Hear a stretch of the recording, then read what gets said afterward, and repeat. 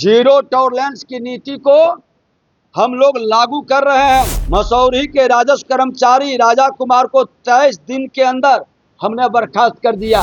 गलत कार्य में संलिप्त पाए गए अररिया के आरोपी कर्मचारी को निलंबित कर बर्खास्ती की प्रक्रिया शुरू है। भूमि दखल खारिज आपत्ति सहित 75 दिन के अंदर, लोक भूमि अतिक्रमण बाद 90 दिन के अंदर, भूमाफी बाद 7 से 11 दिन। अभी धैर्य रखिए। एक से अधिक पंचायतों के लिए रोस्टर जो निर्धारित, जब पूछा जाता था कि इस पंचायत में, तो कहता था उस पंचायत में। हमने डेट फिक्स कर दिया, रोस्टर निर्धारित है, वहां पर लिखा रहेगा किसको कहां किस दिन बैठना है, ये पहले से घोषित रहेगा। और मैसेज भी जनरल लोगों को जाएगा, वो भी व्यवस्था हम लोग बनाने में लगे हैं। जो आवेदक करता है, शिकायत करता है, उनको मैसेज भी जाए कि फलाने तिथि को फलाने जगह फलाने पंचायत में हमारा राजस्व कर्मचारी बैठेगा। सरकार की जीरो टॉलरेंस की नीति, मुख्यमंत्री प्रधानमंत्री का जीरो टॉलरेंस की नीति को हम लोग लागू कर रहे हैं। मसौरी के राजस्व कर्मचारी राजा कुमार को 23 दिन के अंदर हमने बर्खास्त कर दिया। गलत कार्य में संलिप्त पाए गए अररिया के आरोपी कर्मचारी को निलंबित कर बर्खास्ती की प्रक्रिया शुरू है।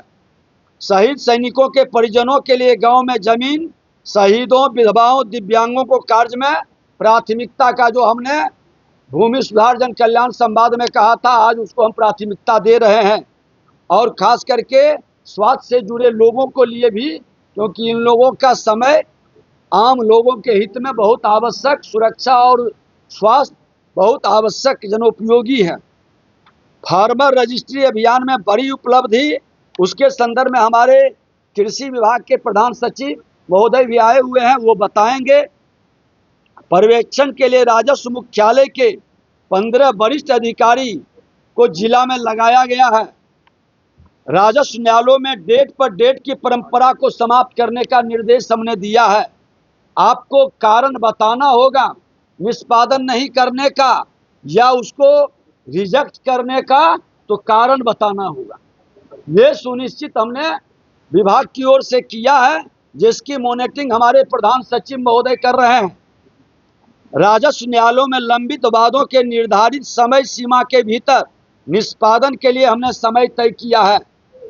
अंचल अधिकारी के न्यायालय में भूमि दखल खारिज बिना आपत्ति के 35 दिन के अंदर, भूमि दखल खारिज आपत्ति सहित 75 दिन के अंदर, लोक भूमि अतिक्रमण बाद 90 दिन के अंदर, भूमाफी बाद 7 से 11 दिन, भूमि सुधार उप समाहर्ता न्यायालय में दाखिल खारिज अपील 30 दिन के अंदर, भूमि विवाद निराकरण 90 दिन के अंदर, लगान निर्धारण 90 दिन के अंदर, बकास्त रहितीकरण 90 दिन के अंदर, दान पत्र संपुष्टि 90 दिन के अंदर, बटाईदार बाद 90 दिन के अंदर, अपर समाहर्ता न्यायालय में जमाबंदी रद्दीकरण 30 दिन, बंदोबस्त अपील 90 दिन, लगान निर्धारण अपील 90 दिन, भू अदबंदी अधिनियम 1961 से संबंधित बाद 90 दिन के अंदर, बिहार भूदान यज्ञ अधिनियम 1954 से संबंधित बाद 90 दिन, दाखिल खारिज रिवीजन अपील 30 दिन। राजस्व न्यायालयों में वकील रखना अब अनिवार्य नहीं है। और ये समय आप लोगों के सामने इसलिए रखा है, जिनका ये समय सीमा पार कर गया है, फिर वह कार्यक्रम शुरू होगा। हमारे पदाधिकारी जो मॉनिटरिंग कर रहे हैं, अब वो पदाधिकारी से पूछेंगे कि समय पार क्यों किया, कारण क्या था। आज राज्य के प्रत्येक अंचल में पारदर्शी, जवाबदेही और जनविश्वास आधारित राजस्व प्रशासन स्थापित करना विभाग का उद्देश्य है। माननीय मुख्यमंत्री के 7 निश्चय के अंतर्गत ईज ऑफ लिविंग के लक्ष्य को जमीनी स्तर पर साकार करने हेतु लंबित की परिभाषा की स्पष्ट किया गया। बिहार भूमि विवाद निराकरण अधिनियम 2009 तथा नियमावली 2010 के अंतर्गत लंबित मामलों की सीमा को परिभाषा को स्पष्ट करते हुए सभी वादों का निष्पादन 3 माह के अंदर करने का आदेश जारी किया गया है।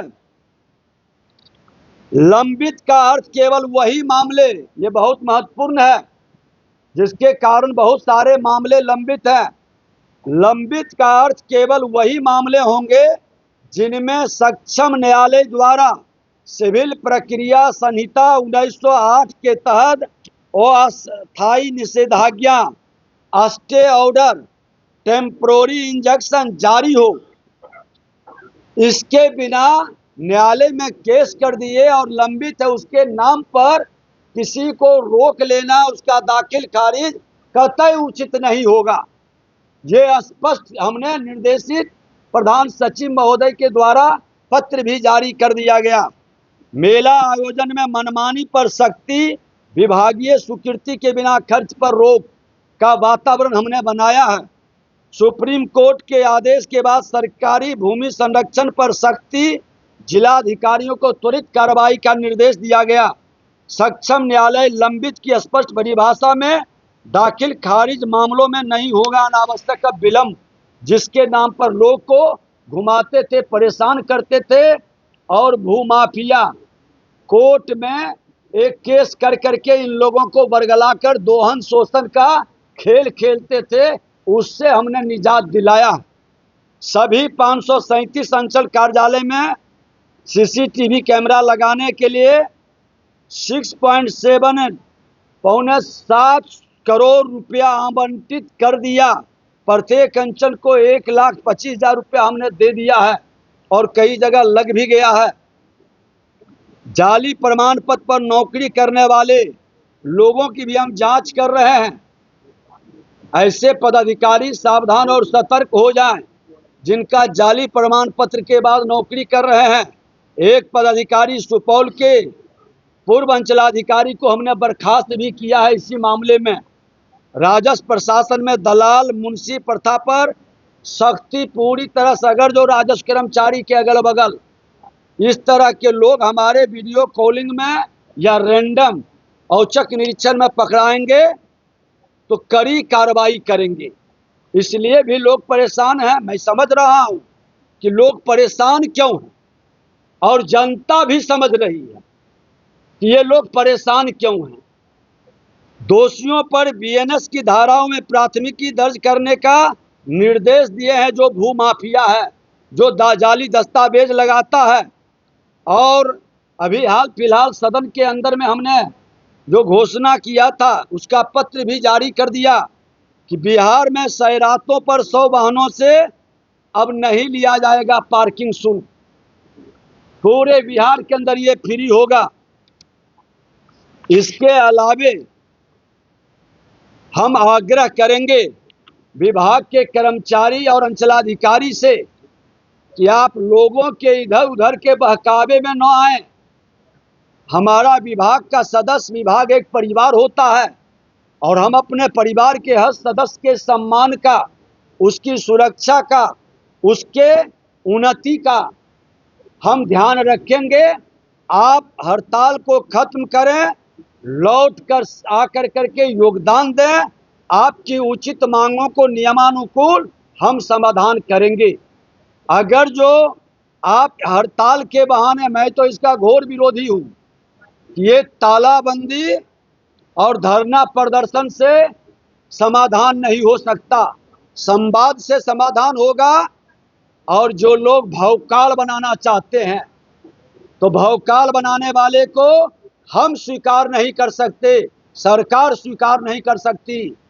भौकाल से भय पैदा करने के प्रयास करने वाले को मैं सावधान कर देना चाहता हूं कि चला गया हुआ युग, जो भौकाल बना के, दहशत बना के बिहार के अंदर अराजकता उत्पन्न करते थे। अब यह सरकार, डबल इंजन की सरकार, सरोकार से चलेगी और सरोकार समाधान करती है। सरोकार सबका साथ, सबके विकास के भाव को लेकर चलती है। तो जो सरोकार में सहयोग करेंगे हम उनका सम्मान करेंगे। ऐसे लोगों के साथ ये हमारे 100 दिन की उपलब्धि है जब से हमने विभाग में बैठा है। और इसी तरह से मैं खनन विभाग का भी 100 दिन की उपलब्धि बताऊंगा। और नगर विकास का भी मैं डिटेल में बताएंगे।